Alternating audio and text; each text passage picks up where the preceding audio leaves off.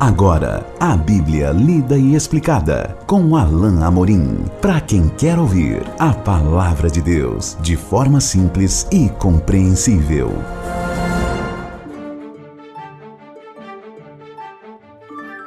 Olá, querido ouvinte, querida ouvinte. Estamos de volta com o nosso programa A Bíblia Lida e Explicada. Eu sou o pastor Alain Amorim. Nós vamos continuar o nosso estudo no Evangelho de Mateus, no capítulo 23. Nós teremos, excepcionalmente, um programa dividido em 3 partes, ou melhor, um texto dividido em 3 partes, porque ele realmente é excepcionalmente grande.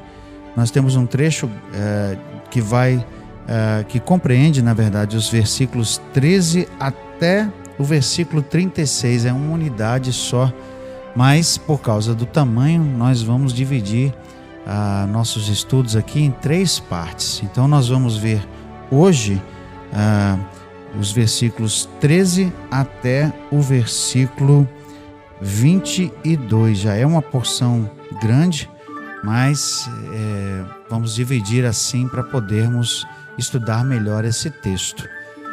Vamos então à leitura da porção da Palavra de Deus. Ai de vós, escribas e fariseus, hipócritas, porque fechais o reino dos céus diante dos homens, pois vós não entrais, nem deixais entrar os que estão entrando.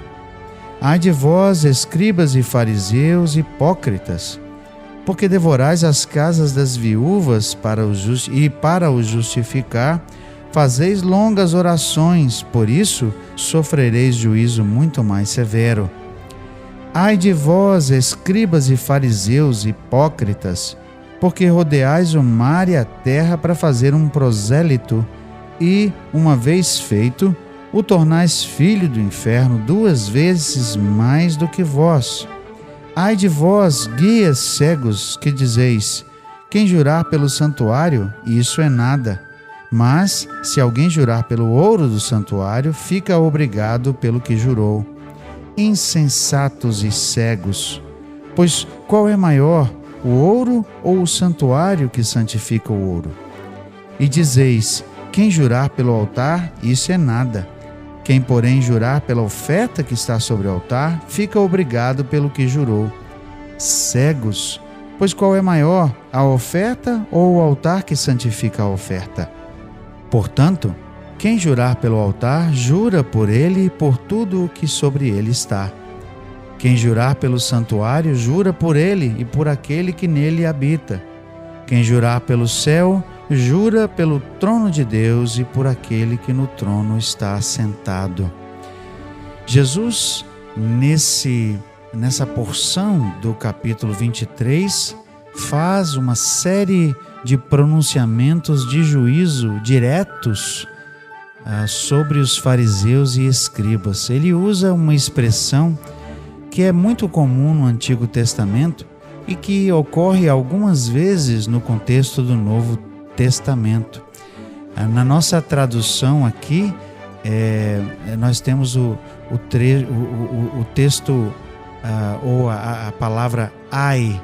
Um ai era, na verdade, um pronunciamento de um juízo muito sério que era trazido geralmente por um profeta, por um mensageiro de Deus, e aqui é do próprio Senhor Jesus, e ele vinha sobre uma nação ou sobre uma pessoa, e era, na verdade, a implicação de um juízo sério da parte de Deus. E é isso exatamente que nós temos aqui pronunciado sobre os escribas e fariseus, que Jesus sistematicamente está chamando de hipócritas. O que é um hipócrita? O hipócrita é uma pessoa que vive de uma maneira e diz, ou com suas palavras fala que é uma coisa, mas com sua vida vive de outra maneira. Ou seja, é uma pessoa que não vive de acordo com o que prega. Assim, os fariseus e escribas são objetos de duro juízo da parte do Senhor Jesus, como nós vemos a partir do verso 13. escribas e fariseus hipócritas, fechais o reino dos céus diante dos homens, pois vós não entrais nem deixais entrar os que estão entrando. Supostamente, os escribas e fariseus, com seus ensinos, deveriam conduzir as pessoas ao céu, ou seja, deveriam conduzir as pessoas a Deus por meio do ensino da sua palavra.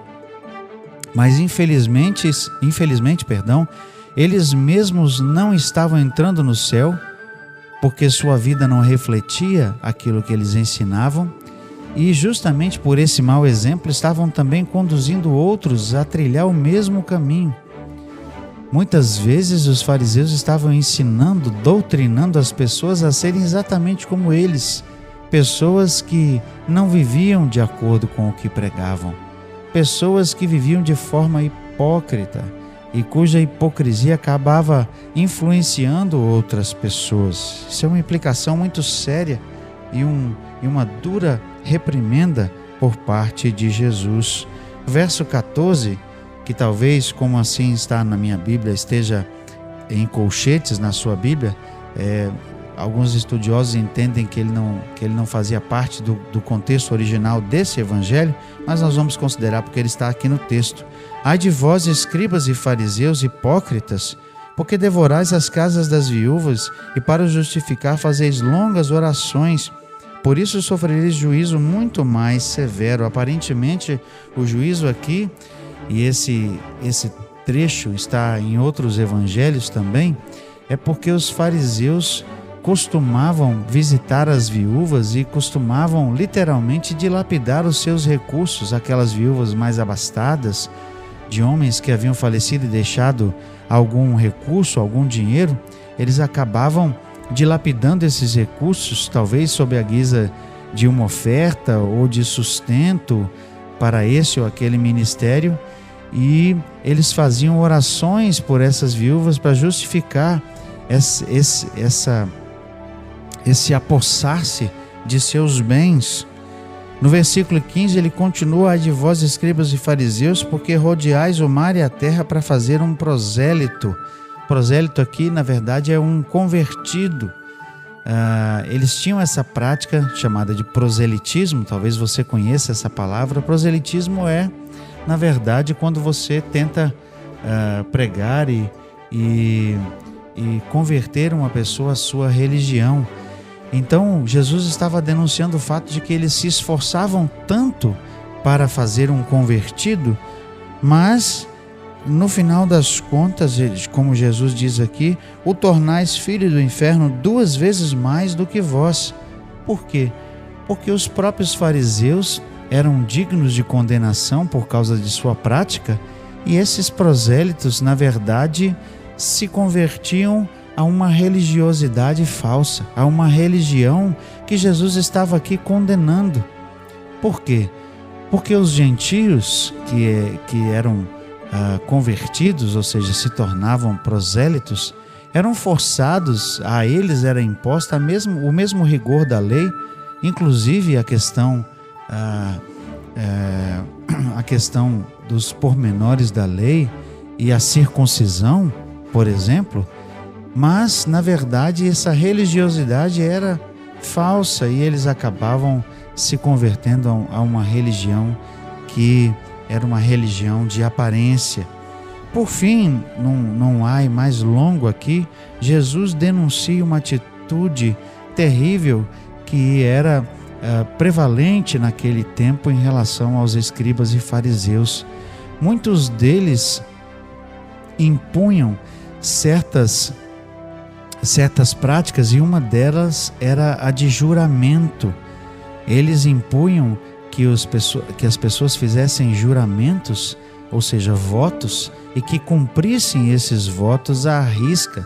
Só que eles faziam uma distinção em relação a coisas que eram supostamente importantes à sua vista, em detrimento daquilo que realmente era importante. Jesus aqui então faz uma distinção, porque eles falam de jurar pelo ouro do santuário, quando Jesus na verdade diz que o santuário é que torna o ouro santificado. Eles falam de jurar pela oferta e não pelo altar, dizendo que se alguém jurar pelo altar é uma coisa que não tem significado, mas se jurar pela oferta, isso então tem efeito e é um juramento válido. Mas Jesus, na verdade, diz: o altar é mais importante do que a oferta, porque é o altar que santifica a oferta e não o contrário. E por fim, a questão do trono de Deus e os céus. Os judeus estavam pervertendo e invertendo valores dentro do próprio juízo, da própria esfera do que a Bíblia valorizava, do que a Bíblia achava que era importante. E eles julgavam que o ouro do santuário era mais importante do que o próprio santuário. Eles julgavam que a oferta era mais importante do que o próprio altar, sendo que o altar inicialmente tinha sido santificado para que toda a oferta então que fosse nele oferecida, trazida, fosse santificada. Ou seja, para os fariseus era como se os fins justificassem os meios, e eles estavam tornando coisas ínfimas mais importantes do que aquelas que realmente tinham valor, como Jesus aqui denuncia. No fim das contas, a questão é que os fariseus estavam invertendo prioridades dentro da visão do que era correto em termos de religião. Eles tinham invertido os valores, aquilo que não tinha tanto valor, os pormenores, os detalhes, e Jesus tem mais a falar sobre isso. Esses detalhes passam a ser prioritários, até mesmo em detrimento de outras coisas muito mais importantes. Os fariseus estavam deixando que a aparência fosse mais importante do que o que estava no coração. Eles estavam deixando de fazer atos de misericórdia, estavam deixando de promover a paz, estavam deixando de fazer coisas que eram mais importantes em detrimento de detalhes, de coisas que eram secundárias. E isso deixa para nós um alerta importante. Nós precisamos entender o que é realmente prioritário. Nós precisamos entender aquilo que é realmente essencial. Muitas vezes nós vemos, até mesmo no contexto da igreja de hoje, pessoas que pensam no sábado e na guarda do sábado, e como Jesus mesmo denunciou, como Jesus mesmo pronunciou, o homem foi feito para o sábado e não o sábado para o homem. Muitas vezes aquilo que é para ser um meio de conduzir a pessoa à presença de Deus, porque o mais importante é a presença de Deus, porque mais importante é aquilo que fazemos, né? E o modo como fazemos, e no fim das contas a forma toma mais corpo do que o conteúdo. No fim das contas, a aparência é mais importante do que o conteúdo, e isso está sendo aqui duramente criticado por Jesus com relação aos fariseus. Nós vamos continuar no nosso próximo encontro falando desses pronunciamentos de juízo por meio desses ais aqui por parte de Jesus. Até lá então, que Deus abençoe a sua vida. Acesse agora nossa plataforma e baixe os podcasts www.rede316.com.br. A Bíblia lida e explicada com Alain Amorim.